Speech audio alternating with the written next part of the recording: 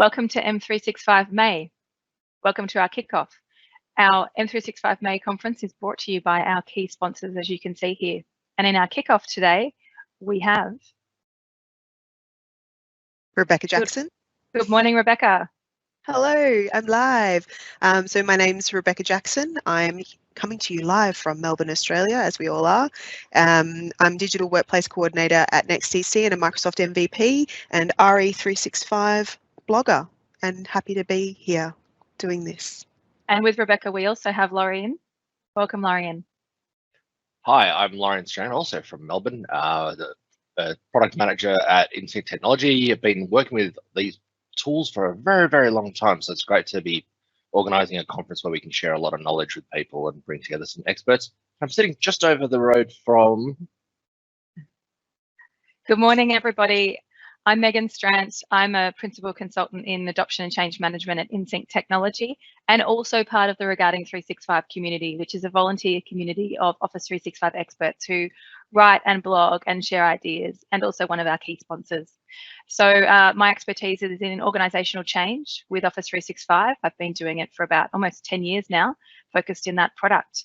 And so we are the core planners of M365 May. I was about to say M365 Saturday, and there's a reason why I almost said that. So this morning we're running a kickoff to get things going, and we're very excited that this day is finally here, and there's a lot of great stuff happening in May for you to see. But firstly, I just want to jump back to Rebecca, or the next slide that we have, to just acknowledge our land. Rebecca. So I would like, on behalf of Microsoft 365 May, to acknowledge the traditional custodians of the land in which this online conference is hosted, and the traditional custodians of the lands where our Australian-based speakers and participants are located. We'd also like to pay respects to our elders past, present and future. Tēnā koutou, tēnā koutou, tēnā tato katoa. Ko Rebecca Jackson, tōku ingoa, no Melbourne ao. On behalf of M365 May, I would like to welcome and acknowledge all of our speakers and participants from Aotearoa, New Zealand. Thank you for supporting this hui. Thanks, Beck. And now I just want to throw over to Loryan as part of our kickoff, just to talk about basically what is M365 May. Fantastic. So M365 May was originally born of originally was an M365 Saturday event that we were going to run in Melbourne, our hometown. But with COVID coming around and having to cancel in-person events, we switched to online and thought, well, hang on, we now don't have the pressure of an entire day that we have to jam everything in. Why don't we spread it out? We thought, let's actually make it M365 May and spread it out over a month and get more content in from the people we really wanted to get and see. So the heritage of these kind of events has largely been technical. So before it being an M365 Saturday, it was an Office 365 Saturday, and those came from SharePoint Saturdays. And so these events have historically been very technical, very much focused on the IT pro and really the people who are the most passionate about it. But the reality is that Microsoft 365 itself has evolved considerably from where it started over 10 years ago in the platform called BPOS, which was effectively just Exchange, SharePoint, and back then Office Communication Server, the predecessor to Skype many years ago. And it was a very simple platform, and it's evolved from being a simple platform to being a friendlier platform to having a lot of small apps. And realistically, nowadays we see Microsoft 365 as an end-user-centric platform. So it made sense for us to make sure that the event was also end-user-centric. So it's not all about code. It's not all about migrations. It's not all about configurations.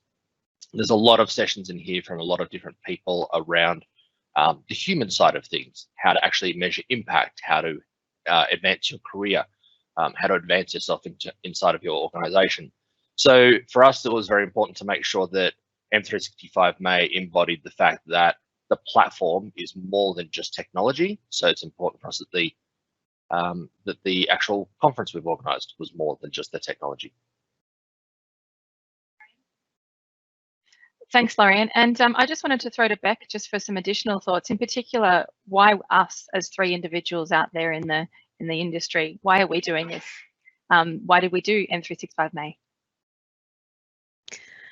That's a good question. I remember ages ago coming to you guys and saying I thought it would be a great idea to do M365 Saturday in Melbourne, because it had, I think it had been a year or two since one had been done.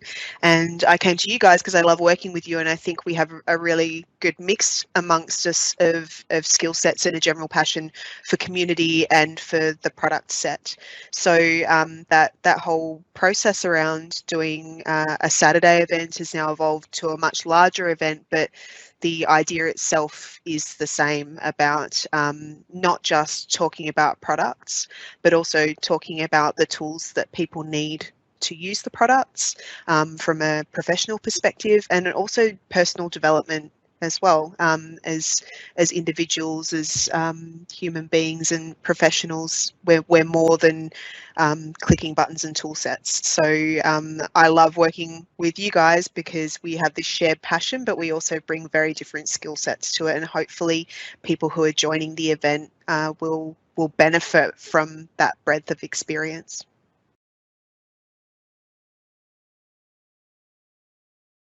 Thanks, Bex. I think also what I was thinking about this last night, I think we only met at a conference in about August last year, so 6 to 8 months ago. And I think what that speaks to is community as well. You know, through this amazing, whether it's the IT industry or specifically the Office 365 community, you know, there are really wonderful connections, a lot of wonderful volunteers and people who are interested in just sharing knowledge and supporting each other. So it's great that we can have these events come together and, you know, leverage off people that we wouldn't normally either meet or work with.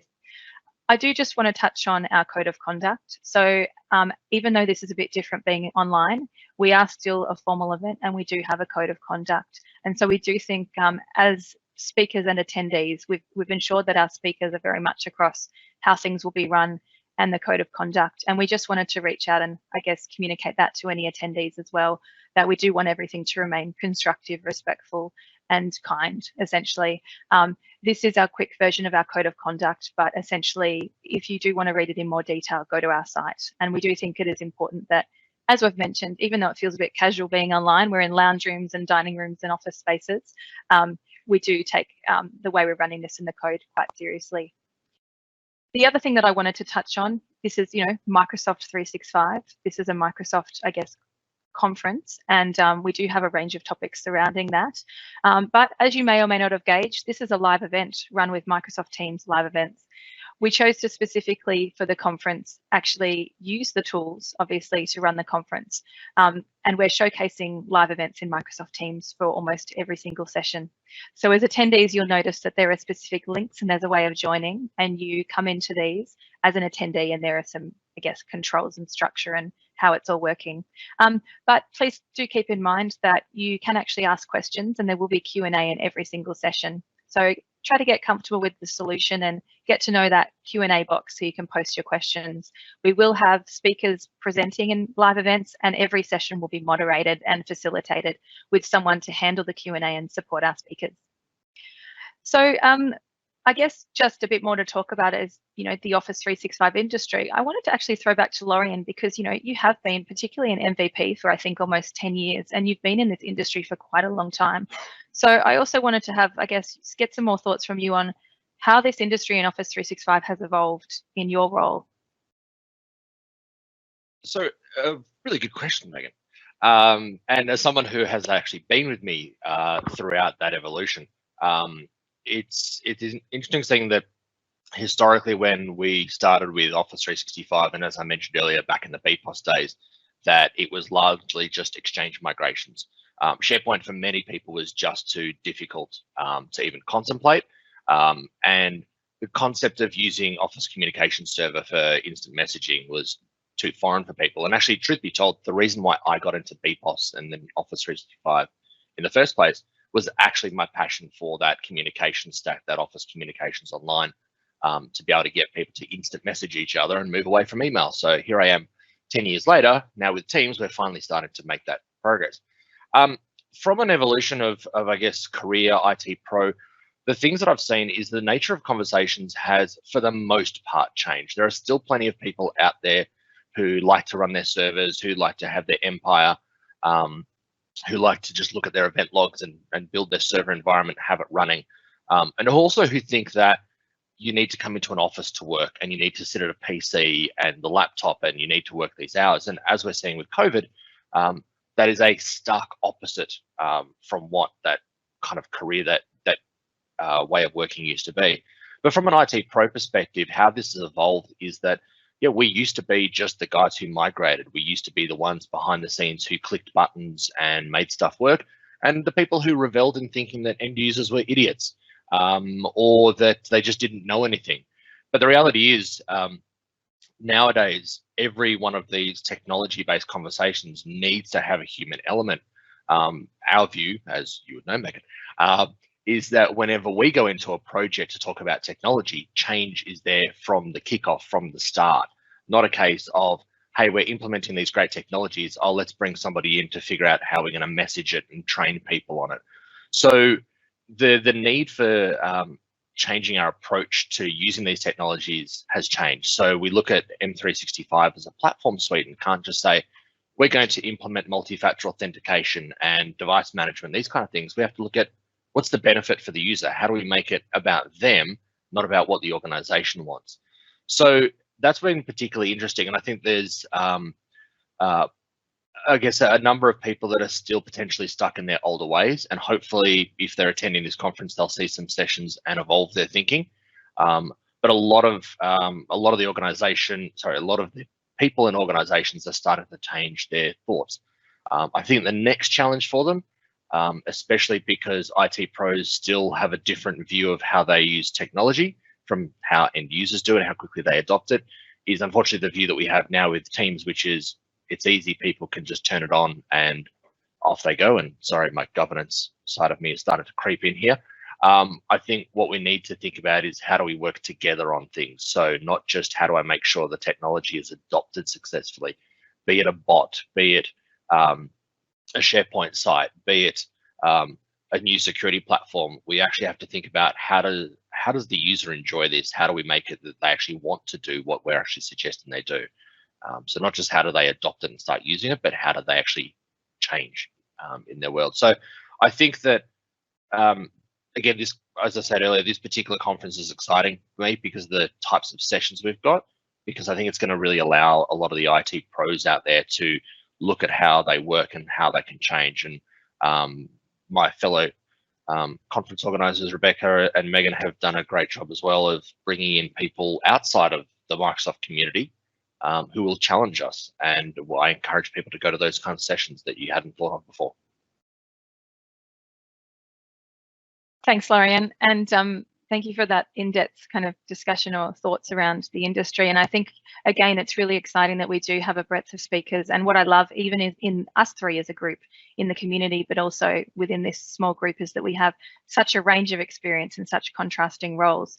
I do want to throw to Rebecca, and also just get your perspective on your role and how your experience in this industry, again, in the last, whether it be 2 years or 5 years or however long, and how you found your role be changed through the technology. Yeah, 2 years, 5 years, however many. It's interesting when you put it that way, because I've been doing what I do in terms of digital workplace for over 10 years, but my job title has changed with the technology. The things that I focus on have changed, and for me, it's very much about, as much as for the majority of my career, I have been using and introducing into organisations products from the Microsoft toolset. My focus has always been user experience, communications, change management and adoption, product ownership, working with the business to understand their needs and work with the toolset. And what I've seen over the years is definitely a movement towards making the tools easier for people to use, really thinking about the technology, but then also with partners in the industry and Microsoft themselves providing so much more information, because they themselves have recognised the importance of having the what's in it for me with a tool set. So over time, I think while there are always challenges in a role like mine, where you know, I work within a business, I'm embedded within the business and supporting a specific set of people. It becomes easier as tools are more user-friendly and as organisations support by providing adoption and change management resources. There are still challenges, but it means that we're not all having to figure it out on our own. Thanks for that, Rebecca. I think for me personally, what's interesting is you've both touched on, I guess, keywords that I also see that give examples of how even our roles cross over.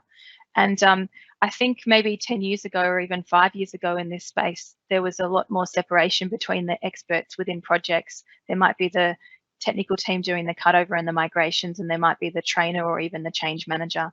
And for me, in the change management space, it's changed dramatically. 5 years ago, I would say, or 8 years ago, a lot of our projects were, I would say, as a product launch, where we were bringing in maybe Skype, and it was a Skype launch, and we had all the fanfare and, you know, blue balloons and all the things we do to launch Skype, you know, and encompassed with that was training and awareness and things. But over the years with Office 365, it's definitely shifted greatly. And I would say where it is in the last 2 years in particular is heavily in a cultural change area and very much ways of working. And we hear about ways of working and scenarios now all the time. I'm sure now many people, whether they're on this call or taking part in this conference and in the industry, would now understand and see why it's critical to have adoption and organisational change, and also be tied in with governance and all those roles now heavily aligned, because there is a number of streams that you need to have involved in these projects to help that new behaviour be embedded and the project be successful. And so that in itself is really fascinating to see how even the fact that IT managers know more and more these days what adoption is, whereas, you know, 8 years ago, I was doing a lot of project work selling why to have change management. So it's been really, really great space to develop our careers, I think, as well, along with that, and have a transforming journey ourselves in this space. So going back to Rebecca, let's have a bit of a talk about this conference and what we've organised and what we can expect over May. Our focus as organisers, as you know, Meg, but we're going to tell everyone now, it has been making sure that we've got a really great variety of content. So we have new speakers and experienced speakers. So we've really focused on giving opportunities to new talent in Australia and New Zealand to be able to have a go. And we hope that you will enjoy that. We've also got a range of skill levels, so from beginners content to technical and expert level content. And we've got a range of tools, so you know, Teams, PowerShell, Yammer, SharePoint, throwing out tools, and then also topics. So topics related to technology, change management, user experience. We've got a lot of crisis comms content, which is very topical at the moment, but also we really wanted to make sure we had some humans of IT and professional development content in there. So there's a few outlier sessions that I hope people will really get into. We've got a session from a very experienced book publisher who's going to talk to us about how you can self-publish if you've ever had that book in your head. We've got a professional recruiter who's going to talk to you about digital networking, which again will be very useful for people at the moment. And we're organising some panels as well to bring people in to talk about topics around women in IT, neurodiversity and change management. So we've really made an effort to put a variety in there, not just to appeal to a wide audience, but also to give people an opportunity to engage in content that they might not otherwise have considered as part of this sort of event. Thanks, Bex. And I'm also really excited that we are also not only showcasing some really great talent as speakers across Australia and New Zealand, but we've also given space for some up and coming new speakers. So keep in mind, some of the people presenting, this may be their first presentation, and I'm really excited that there's been people out in the industry who have put their hand up to say, hey, I want to try this and I want to get involved. So we have quite a range of speakers as well. I want to throw to Loryan, I guess now if we round up our kickoff, and what are your final thoughts or the things that you're looking forward to, or any final things to add for our kickoff?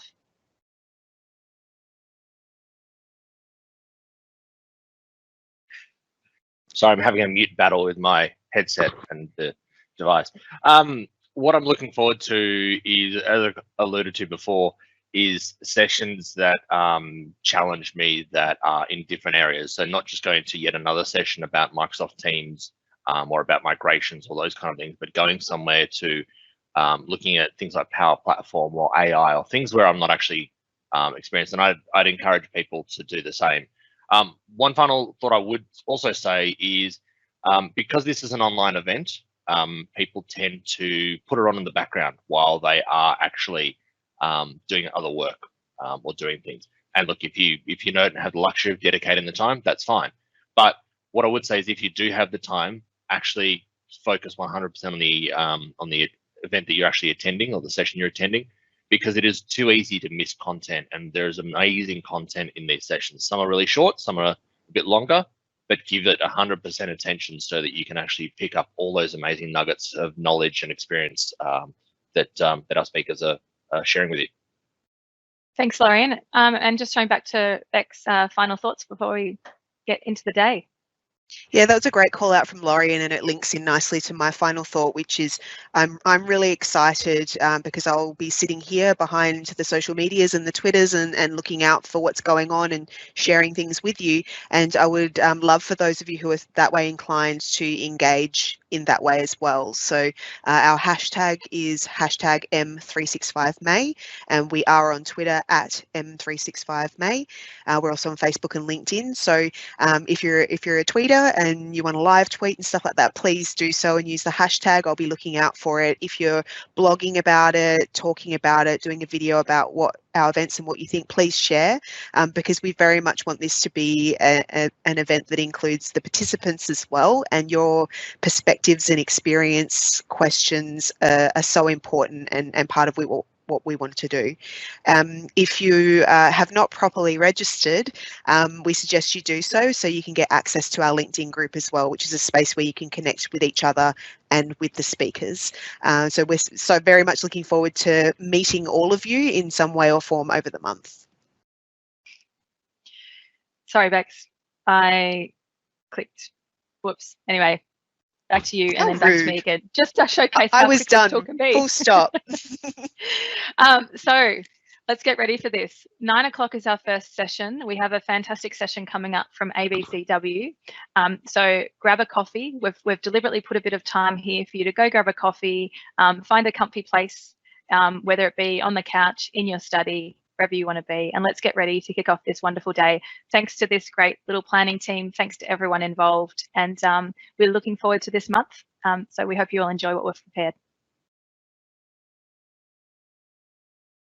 Thanks, Megan. Thanks, everyone. Excited. Thanks, everyone. Looking forward to seeing you across the month.